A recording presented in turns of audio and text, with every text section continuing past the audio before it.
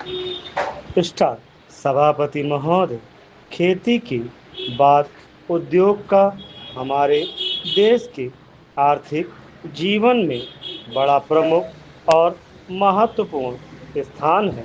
स्वतंत्रता के बाद देश में बड़े बड़े और मौलिक उद्योग धंधे खड़े किए गए हैं, जिनकी बहुत आवश्यकता थी।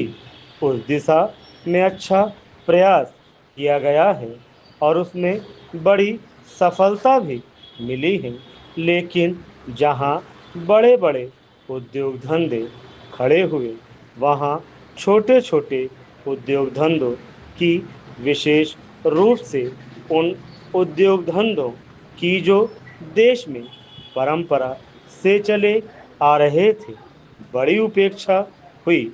बहुत से उद्योग धंधे अपने पुराने ढंग से चले आ रहे हैं, उनमें कोई नया परिवर्तन नहीं लाया जा सकता है, उनका कोई विकास नहीं हो सकता है।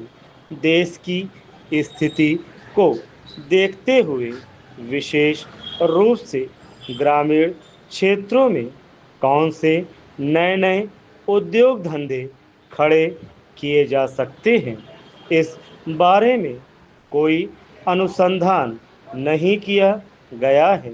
खादी और ग्रामोद्योग स्थापित किया गया और उसने खादी और कुछ ग्रामीण उद्योग धंधों को लिया, लेकिन उसकी भी कुछ सीमाएं हैं।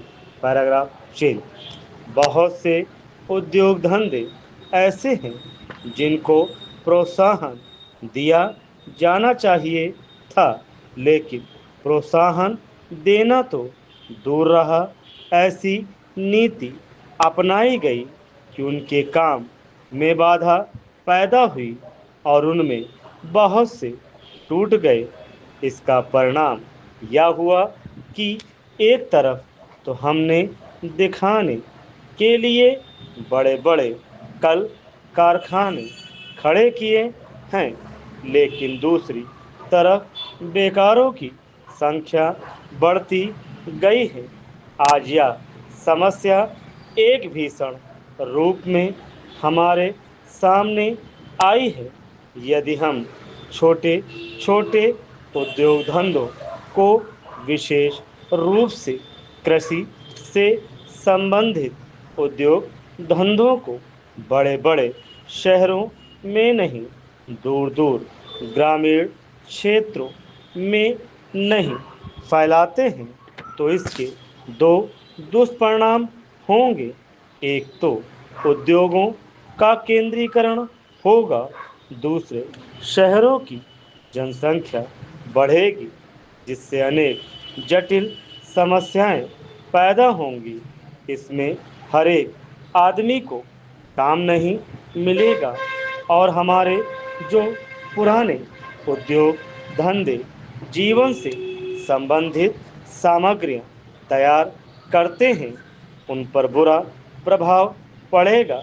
लेकिन सरकार की ऐसी नीति रही है, उनमें से बहुत से उद्योग धंधे समाप्त होते जा रहे हैं, जिसका परिणाम यह है कि इस उद्योग में लगे हुए आदमी बेकार हो रहे हैं। मैं चाहूँगा कि सरकार ऐसे उद्योग धंधों को अधिक प्रोत्साहन देने का प्रयत्न करे। इस प्रयत्न के लिए हम इस मौके पर सरकार का समर्थन देशभक्ति की भावनाओं से करते हैं।